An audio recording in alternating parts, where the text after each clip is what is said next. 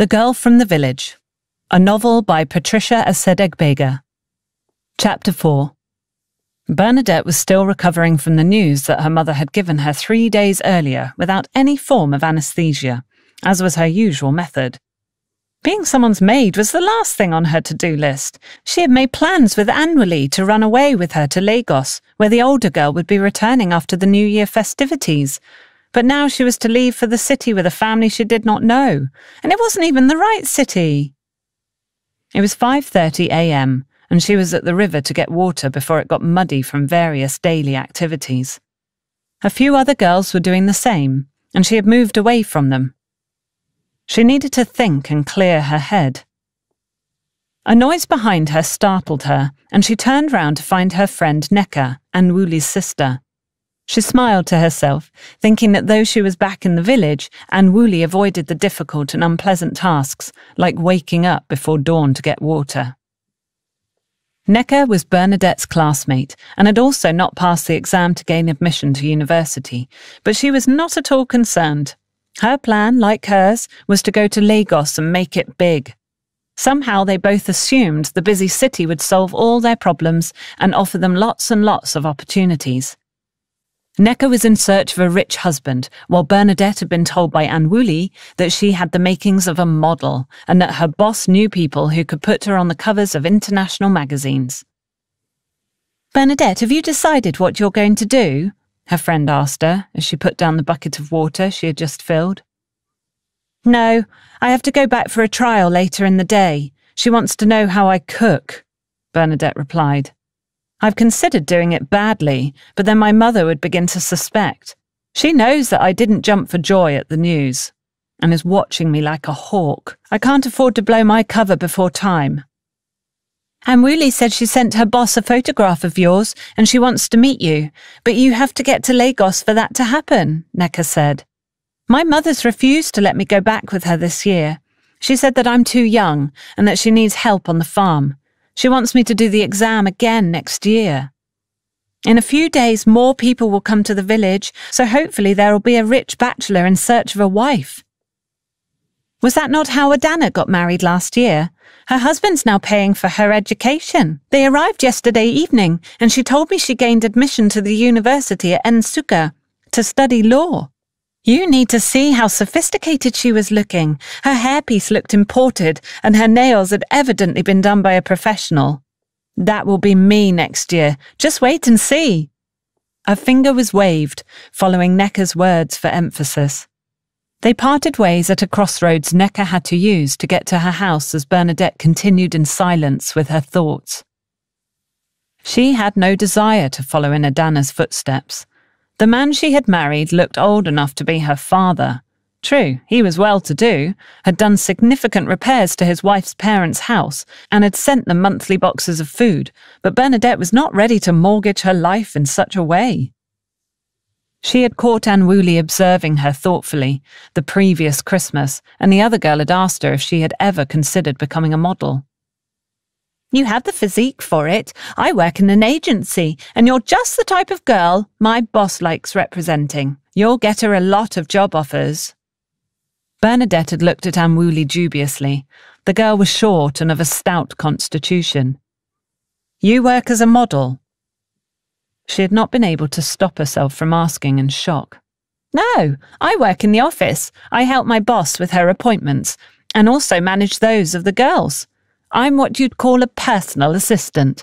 I make sure everything runs smoothly," had been the proud reply the older girl had given. Anwuli had told her a lot of stories about life in Lagos and the many opportunities Bernadette would have if she relocated there. For months she had thought about it. She could do so much more for her family if she became as successful as Anwuli was promising she could be. Even travelling outside the country was a big possibility. So, like she had told Father Mike in confession, she'd deliberately failed her exam. He was the only one who knew the truth. She knew her mother had begged Kenneth, her eldest brother, for the money because she had believed in her. And it had broken her heart to see the look of anticipation on her face cloud with confusion when she had walked into the compound that day and told her that she had failed. But she did not want to go to university and be a doctor. She would become an internationally acclaimed model and would take care of her mother. It was faster and less expensive. She had felt some remorse about it, knowing it had not been right and that she had hurt other people. But when she had done it, it had felt like a small price to pay that would be forgotten when everything worked out as she wanted. It hadn't been planned, really, but when the invigilator had put the exams before her, and she had read the first question, she had marked the wrong option on the answer sheet and then just continued until the end. But that day at confession, when the priest who knew her family well had analysed her actions, the enormity of her deception had hit her, and for a moment Bernadette had questioned if the ends could really be justified by the means. She arrived at the Akidi house, not knowing what she would do yet. Her first meeting with Antonia had left her feeling that the woman would be a difficult boss. She had seen her at church during the festive season through the years. The visitors tended to stand out, their clothing and hairstyles conveying a certain air of importance. And Mrs. Akidi was always immaculately dressed. The woman had an attitude about her, that was clear. She always came in once the Mass had started and walked in the direction of the front pews, so it was difficult not to see her, and she barely spoke to anyone. Bernadette was escorted by a boy she assumed to be about 10 years old to the kitchen, and there she found all the ingredients laid out for her. At that moment, she decided that she would give it her best. She could not disappoint her mother a second time, especially as she was proud that her girls had turned out to be excellent cooks. She had taught the two boys as well, but they did not excel in that department. Still, being far away from home, they knew enough to survive, something she suspected they would conveniently forget a few years later when they'd get married. She looked out of the kitchen window, wishing she could light a fire in the back garden and slowly cook her soup. Cooking with firewood made a whole world of difference, but she seriously doubted the idea would be welcome here.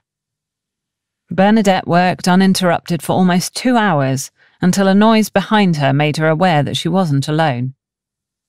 She looked around, and it took her a moment to spot the tiny human holding a teddy bear and staring at her from a corner of the kitchen.